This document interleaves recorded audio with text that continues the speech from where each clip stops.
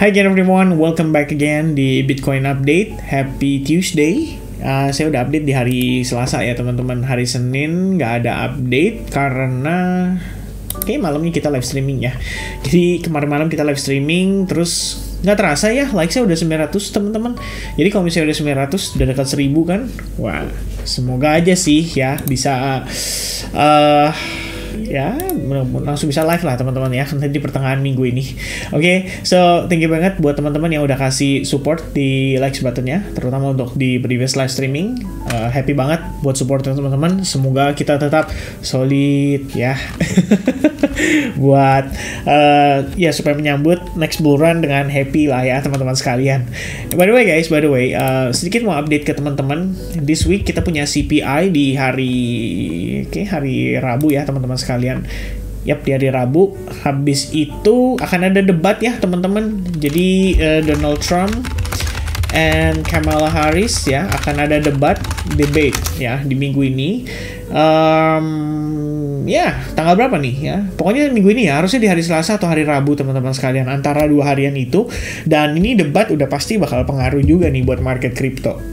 Karena biasanya pemain kripto atau para pelaku pasar kripto lucu sih sekarang ya, ada pertimbangan di mana mereka tuh mengharapkan gitu loh, kripto tuh disebut gitu loh. Jadi antara kriptonya atau bitcoinnya disebut pada saat lagi perdebatan itu, dan mungkin antara ya calon-calon presiden ini bisa ngasih pandangan atau bisa ngasih sedikit cuplikan strategi mereka untuk bagaimana mereka bisa mengutilize Bitcoin dan cryptocurrency di negara Amerika Serikat. Nah itu jadi ya nanti nggak tahu ya bakal kecewa atau enggak, tapi mudah-mudahan sih jangan sampai lah ya. Mudah-mudahan malah bisa mendongkrak harga Bitcoin untuk naik kembali, karena teman-teman sekalian yang menurut saya cukup menarik di sini adalah data inflasi ya.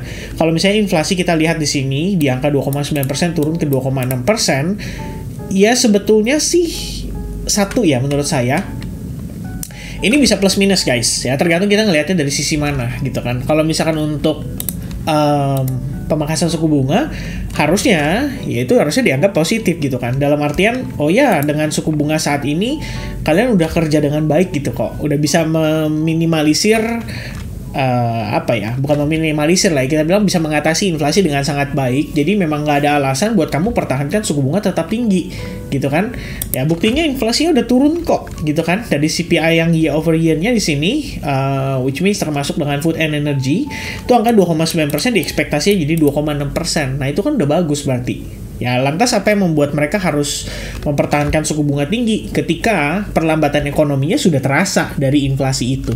Ya sebenarnya kan inflasi ya kita bisa bilang melihat kondisi perekonomian dari sisi demand-nya ya atau permintaannya teman-teman sekalian, sehingga satu titik kita bisa menyadari bahwa ya inflasi yang turun artinya ada perlambatan ekonomi. That's it, ya, that's the whole point.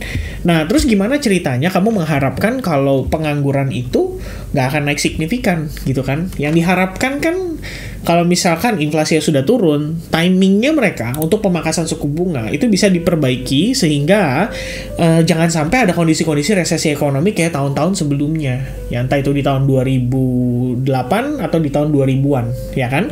Dan harapannya adalah ya jangan sampai ada katalis resesi ekonomi itu yang kita nggak tahu triggernya apa. Tapi mudah-mudahan sih nggak ada teman-teman sekalian ya. Sekali lagi saya katakan mudah-mudahan nggak ada.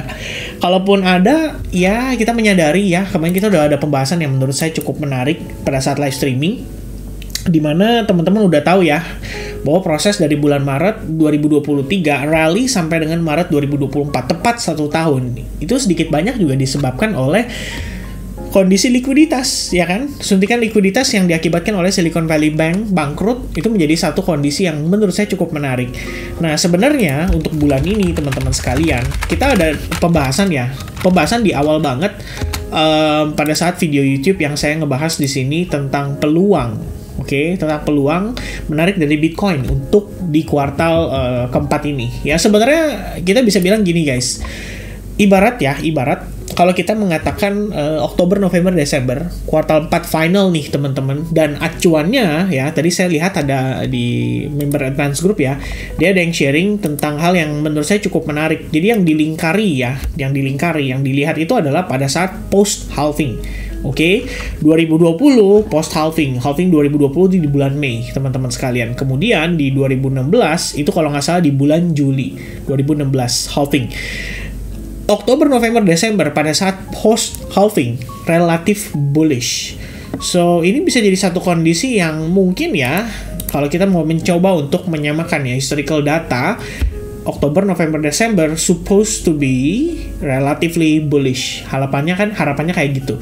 Jadi kalau misalnya memang bulan ini kita kena dampak nih dari pangkas suku bunga, September cenderung closing dalam keadaan memerah, well, we still have Oktober, November, Desember. Oktober berarti dampak likuiditas dari pemangkasan suku bunga, walaupun kecil banget teman-teman ya. Ingat, karena dia pangkasnya 0,25%. Ya kan, kalau dia pangkasnya 0,5% ya mungkin adjustment-nya bisa lebih cepat prosesnya, tapi 0,25% walaupun kecil banget, tapi semoga dampaknya bisa jadi besar sekali. Harapannya kayak gitu. Oke, dan ekspektasinya di Oktober bisa terasa. November, Desember, karena ada US election, mudah-mudahan market juga bisa memberikan dampak atau pergerakan yang relatif lebih positif. Itu ekspektasi kita untuk sementara waktu ini. Nah guys, sehingga kalau kita lihat setelah data-data ini ya teman-teman sekalian, ya pada dasarnya Agustus September itu kalau di combine minusnya Bitcoin. Tadi udah waktu kita lagi live streaming SAG ya. Sebenarnya itu September minusnya lumayan teman-teman. Sekarang udah minus 4,3%. Cepet banget progresnya karena suddenly Bitcoin going up dan testing $57.000. Oke. Ini kalau misalnya kita ngelihat dari perspektif struktur internalnya, asal dia bisa break dari high point ini aja, ini sebenarnya udah relatif bagus. Oke, kita bisa considering antara itu inducement atau tidaknya tergantung dari seberapa powerful pada saat dia breakout, dan after dia break itu atau after dia closing di atasnya, apakah ada proses fake out yang terjadi. Proses fake out yang terjadi itu kayak gimana? Misalnya contoh kayak previously lah di sini teman-teman. Oke, didorong naiknya gara-gara berita yang relatif positif, tapi kamu bisa perhatikan apa yang terjadi disambut dengan bearish engulfing candlestick pattern. Jadi setelah itu kayak fake out dan tidak terjadi gitu. Tapi kalau saat ini ya kita lihat dia naik energetic ya kan, setelah sebelumnya bergerak cenderung membentuk sebuah channel, suddenly dia spike nih. Ini nge-spike kan kita bilangnya breakout, impulsif, dan ada percepatan tren di situ. Jadi harapannya kalau memang dia mau breakout dengan impulsif, ya udah sekalian dia tembuskan level itu, dan bila mana bisa sekaligus ngehajar high point yang valid sebelumnya. Ya kenapa saya pakai high point itu? Ingat teman-teman, pada prosesnya harga itu kan sempat ngebentuk nih inducement itu. Lalu dia lihat kita lihat dia begini pergerakannya ya, slightly retrace and then breakdown, baru valid gitu kan. Maka kita bisa ambil kesimpulan bahwa ini adalah high point kita dan ini adalah low point kita. Ambil dari mana, Vin? Ingat yang saya bahas kemarin di live streaming 4 jam ya perspektifnya.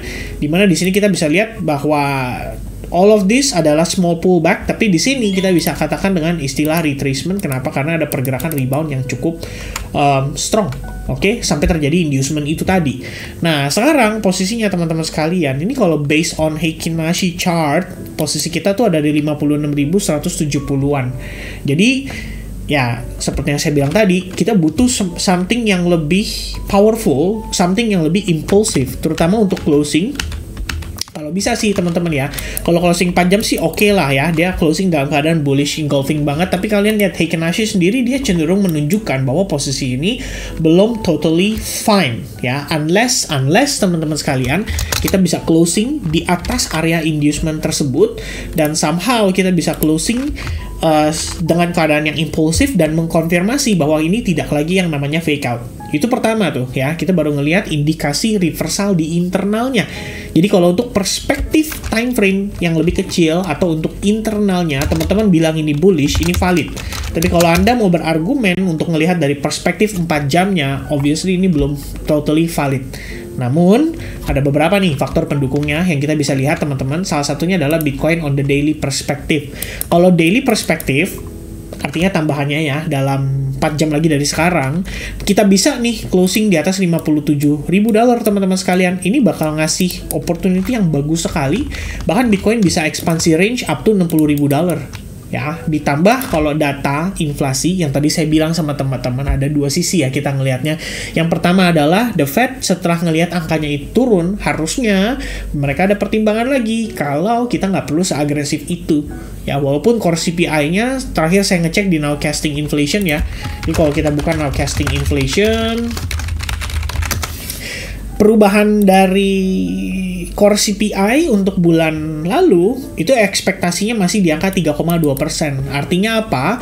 Ini benar turun ke 2,6% untuk yang CPI-nya, tapi demikian untuk core CPI-nya ada kemungkinan di 3,2% atau stagnan. Nah, itu bisa menjadi satu pertimbangan juga tuh buat the Fed mengatakan bahwa ini masih sticky loh, belum sesuai dengan ekspektasi kita. Kalau ini bisa di bawah angka sekian mungkin baru kita oke gitu. Tapi yang mengejutkan datanya teman-teman, bayangin kalau core CPI-nya tuh angkanya di 3%. Oke, itu bakal memperkuat banget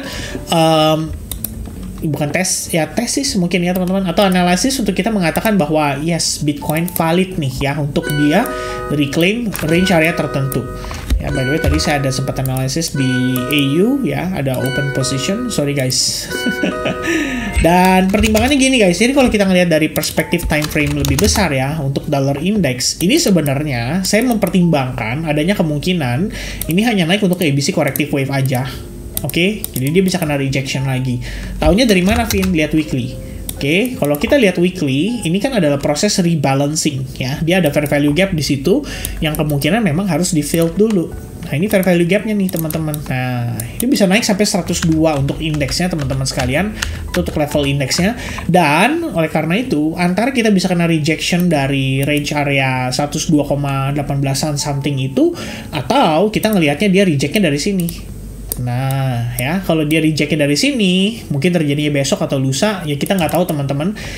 Bisa juga faktor pendorongnya CPI, jadi begitu CPI-nya turun di angka 3% atau bahkan di bawahnya, dollar index very likely bakal dibanting, dan dia bisa turun lebih jauh lagi, bahkan dari level 100,55 itu, dan ini akan menjadi satu faktor pendukung untuk Bitcoin bisa steady dan bertahan di atas 57.000. Karena di saat yang sama, harusnya ini juga mempengaruhi dinamika perubahan probabilitas dari masalah suku bunga yang akan diumumkan ya pada saat 18 September mendatang. Kalau misalnya benar nih teman-teman ya, inflation bisa turun di angka 2,6%. Sebenarnya itu kasih dorongan tuh buat the Fed mau memanfaatkan momentum, dia pangkas 0,5 sekaligus dengan dia bilang kepada publik bahwa bukan kita takut karena resesi ekonominya ya, tapi kita ngeliat inflasinya udah bisa kita kontrol. Nah, itu udah cukup tuh teman-teman sekalian. Kalau itu sampai dia lakukan, maka harusnya ini bisa jadi perubahan yang cukup signifikan, terutama dari sisi economic projection. Ini akan sangat membantu ya, akan sangat membantu untuk mereka mengatakan kalau tahun ini mereka bisa pangkas suku bunga sampai 4 kali atau bahkan maksudnya 4 kali itu berarti 100 BPS ya lebih kurangnya, atau ya perhaps kita bilangnya adalah 1% teman-teman sekalian. Dan itu artinya faktor-faktor pendukungnya di sini salah satunya, sorry guys ya, terdistraksi ya. Salah satu faktor pendukungnya adalah inflasi yang turun sesuai dengan ekspektasi mereka, itu pertama. Yang kedua teman-teman, salah satu faktor pendukungnya juga adalah kenapa 4 kali ya, bisa jadi 50%, berikutnya 0,25 ya kira-kira kayak gitu. Nah, itu bakal jadi satu faktor penting untuk kita perhatikan pada hari Rabu mendatang. Mudah-mudahan sih mendukung, mudah-mudahan. Nah guys, sekarang posisinya nih untuk Bitcoin ya, intinya dia bisa reclaim $57.000, itu bakal bagus banget. Kita bakal buka ekspansi range up to $60,000 ya. Jadi kalau kita lihat 60K ya $60,000 lebih kurangnya. Dan pertimbangan berikutnya adalah on the weekly perspektif, kita bisa aja closing dengan retest ke area EMA tersebut. Oke, yang dimana teman-teman ingat ya, September kan closing minus. Itu antisipasinya kita nggak pernah tahu tuh dia bakal closing minus atau enggak. Tapi in the end, let's say dia naik pun, bukan berarti semerta-merta kita bakal totally super duper bullish yang langsung rally to the moon gitu kan. Kenapa demikian? Karena bisa aja kita kena reject lagi dari EMA 21-nya, dan itu bakal ngebawa Bitcoin untuk balik retest sampai kisaran 52.500 bahkan lebih rendah. Ya, itu hanya sebagai bentuk ya tindakan antisipasi kita saja. Ya, walaupun demikian, saya lebih senangnya ya kalau bisa Bitcoin langsung bullish. Kenapa enggak gitu kan? Jadi koin-koin yang kita hold untuk spot jangka panjang, ya bisa langsung kasih performance yang bagus gitu. Kenapa harus kita ngelihat dia dibanting dulu ketika dia bisa langsung jalan dan bisa langsung ngasih kita profit yang lumayan gitu kan? Mungkin buat sebagian yang nyangkut malah mudah-mudahan gara-gara proses itu bisa langsung recovery dan bahkan dia bisa langsung ya ngasih teman-teman profit. Harapannya sih kayak gitu. Itu aja teman-teman sekalian. So for now, ekspektasi $57,000 itu harus bisa di breakout, dan semoga saja di sini pada pergerakan saat ini ya, kita bisa katakan ini valid mengalami inducement, dan semoga saja ini bukan sekedar inducement, tapi juga kita bisa anggap ini sebagai proses market structure shift. Ya, salah satu proses yang mendukung itu adalah bisa nggak dia closing dalam keadaan bullish, dia create base di atasnya, atau kalaupun dia harus pullbacknya setidaknya korektif. Itu aja terus ya, ekspektasi kita dan harapan kita. Kira-kira dari sini teman-teman sekalian, semoga saja informasi yang saya deliver bisa cukup jelas. Intinya di sini kita ada percepatan tren. Somehow ya, Bitcoin hari ini bisa kontrak dengan Nasdaq ya, karena Nasdaq kalau kita lihat dari perspektif time frame yang besar ya, kayak 4 jam di sini, ini masih ada potensi untuk jadi lower high-nya. S&P pun demikian ya teman-teman, ini masih ada potensi untuk jadi lower high-nya, tapi Bitcoin somehow hari ini itu terlihat lebih energik dan lebih impulsif dibandingkan dua aset tersebut. Oke, dan sekaligus untuk penutup ya teman-teman sekalian, XAU. Seperti biasa, XAU banyak banget yang request kan teman-teman. XAU di sini pembahasan saya terakhir kali saya lupa ya sampai mana ya teman-teman ya. Nah, harusnya di sini. Nah, ini dia ya. Jadi pembahasan terakhir kita XAU teman-teman di video yang minggu lalu, pekan lalu, XAU itu testing ke level 2480-an karena memang di level itu terdapat support resistance yang harus dipertahankan ya oleh XAU. Dan so far XAU bisa pertahanin level itu dengan cukup baik, lalu dia mengalami rebound yang cukup impulsif semenjak hari Rabu dan Kamis lalu. Nah, teman-teman, kalau kita lihat perkondisinya saat ini, sebetulnya saya lihat XAU overall bias ya udah pasti bullish, ya kan? Kenapa saya katakan itu ya, bisa dilihat dengan jelas dari segi struktur. Teman-teman mampir ke time frame daily, kalau kalian lihat ya strukturnya udah bullish banget gitu ya, kayak no reason kamu mengatakan ini bearish. But teman-teman sekalian, tidak bisa dipungkiri XAU itu terkonsolidasi nih di range internalnya, sehingga saya mempertimbangkan ada kemungkinan untuk XAU di sini terkonsolidasi ini mungkin ya sampai dengan nanti entah CPI minggu ini, atau kalau CPI masih nggak menggoyangkan pergerakan harga si XAU juga, maka Anda bisa antisipasi ya untuk the Federal Reserve ketika nanti dia kasih Fed interest rate decision ya. Jadi XAU bisa aja dia konsolidasi untuk di dalam internal range ini hingga minggu depan. Ada kemungkinan teman-teman, karena faktanya ya ini aja udah berlangsung selama 16 Agustus ya, so far 24 hari kita tuh cuma di situ doang. Jadi teman-teman gampangnya, di bawah Anda cari long, di atas jangan cari short. Kenapa? Karena balik lagi guys, kalau Anda cari sell short di market yang lagi uptrend, nah itu udah sama aja kita bilang cukup riskan lah ya pengambilan keputusan seperti itu. Ada baiknya cari buy di bawah, cari exit take profitnya ya di atas range itu aja. Ya mungkin seperti itu ya. Saya nggak banyak ngebahas soal XAU karena in the end semua analisisnya ya kita bisa lihat harusnya gampang ya teman-teman. Kita bisa lihat juga di sini ada proses rebalancing yang cukup proper. Imbalance sudah diambil, kemudian SNR-nya juga udah diklaim, jadi 2481 harusnya menjadi area yang cukup menarik untuk melihat XAU ada potensi untuk rebound kembali. Oke, so that's gonna be the update for Bitcoin and XAU for the rest of the week. Teman-teman, besok kita update lagi untuk altcoins-nya. Saya akan pilih dari salah satu update sebelumnya, dan nanti akan saya pilih juga salah satu untuk kita update di Telegram. Oke, so God bless to everyone, and I'll see you guys again in the next update. Cheers, bye-bye guys.